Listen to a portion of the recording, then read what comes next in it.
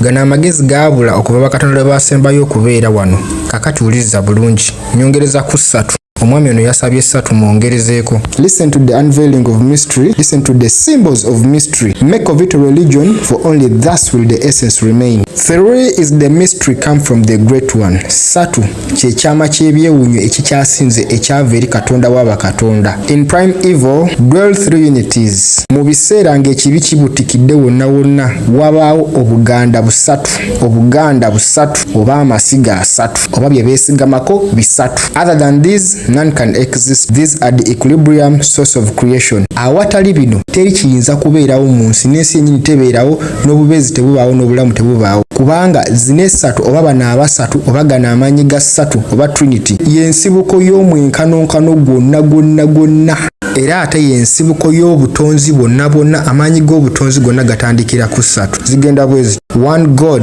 one truth, one point of freedom. Ku kakiiko akatwala ssatu Katonda abaako omu, kubaako amazima, nga gano amazima ge gavaako kubagamba nti Katonda ayagala nnyo amazima kuba ge gatandikirwako omwenkanonkano n'amaanyi ga kyeyagalire, ne kubaako n'okwesalirawo, nga gano ge maanyi ga kyeyagalire oba ge muyita free will oba okweronderawo oba okwesalirawo oba okweyagaliza.